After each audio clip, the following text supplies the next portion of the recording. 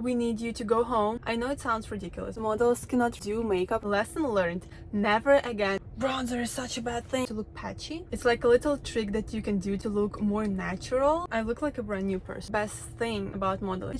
I also have breakouts. Disappear. Seconds. Must-haves. So I'm a model and I am not always ready for every opportunity that comes my way. A few minutes ago I got a casting and I need to be there in an hour. I don't have time to go back home, so I will be doing my makeup here in my car. I wanted to show you how I do it and how models usually do it and why we do our makeup a certain way. For starters, I always have a few products in my car. The must-haves, I have the concealer and the bronzer, and then I have some foundation and some blush, but that's it. That's everything we're going to be using. And I also thought that this will be a great opportunity to show you the makeup brushes that I use and that I always have with me. I partnered with this brand specifically because this is a travel set, which is really convenient. And they have a mirror with an LED light.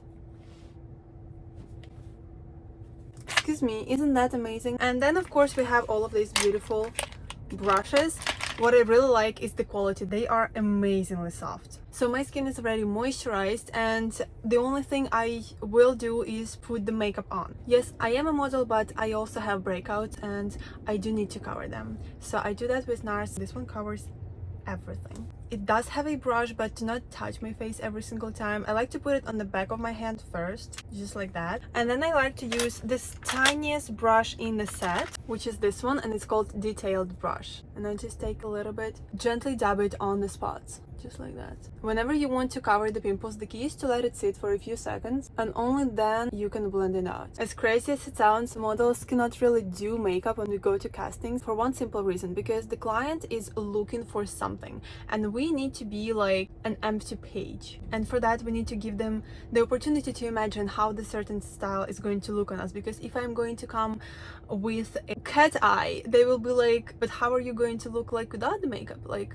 what is your face structure? So I am convinced that this no makeup look came from models. I mean like top models like Gigi Hadid and stuff, because that's what they usually do, because that's how we need to look always. And then people just started using it in real life and it does look beautiful. I love the way the natural skin looks like, and we really do not need to use a lot of makeup on daily basis, and that's like the best thing about modeling. But for certain reasons I do need to use a little bit of makeup. So once all of my spots are covered, I give them around 30 minutes, seconds, and once it's ready to be blended out, you can really go for any kind of brush that you prefer. These ones are from BS Mall. I will go with eyebrow combination brush because this will give me a little bit more precision, but it will blend out nicely. Just as before, nice and easy. I do not spread it all over my face, I just dab on it, and that's how I blend it out. You can see it starts to disappear. You know what, I just remembered that I used to do stronger makeup when I just started. It was 8 years ago, and I once came to a casting, I had a little bit more of contouring that I should have. Literally as soon as I walk out of the casting, my agency calls me and they're like, the client just told us that you have way too much makeup on. We need you to go home and remove everything you have before the next casting, because that's not how you need to appear in castings. And I was like, all right, lesson learned. Never again did I ever do that. So that's how I learned that makeup is not something that you always need to do. Not for jobs, but for castings. I also think that that's why in general I do not like a very heavy makeup, because I started doing modeling when I was 15.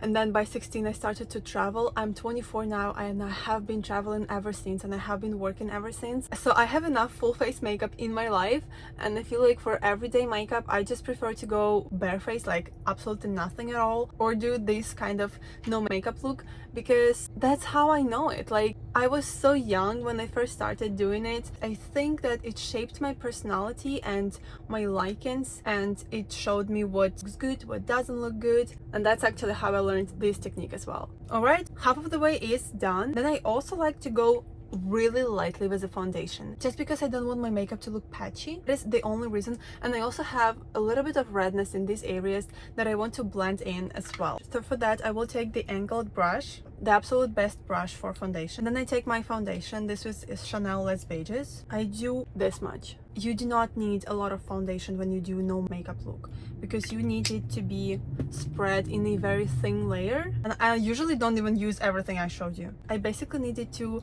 cover my redness and to blend in concealer. That's it. So once it's on, I just go like that, a little bit under my eyes because I don't do the concealer, and I look like a brand new person. And then just some on the forehead, just so the skin tone looks even. So much better already. The next step is the bronzer. I know I told you that bronzer is such a bad thing. It's not, in the case that you use SPF every single day and your face is at least 2 shades lighter than the rest of the body. And right now I just need to blend my face with the body because I did get a few comments from my agents that your face looks a little bit pale. You need to add a little bit of color, and that's what I'm going to do. For that, I take the powder blush from the set and NARS bronzer, gently tap it, also just a little bit, it's not too much. And then first I do the forehead. Oh my god, I did too much. Wait. In case you did a little bit too much, you can use the leftovers on your foundation brush and blend it in. Nice and smooth. A little bit on my nose, just a little bit here. And then what I personally do, just because my face is really pale, I do it on the whole face. I know it sounds ridiculous, but it really helps me to look more tan. So just like that in the brightest areas. And also the eyes, my favorite part, because I feel like it makes me look woken up instantly. 2-3 passes and that's it.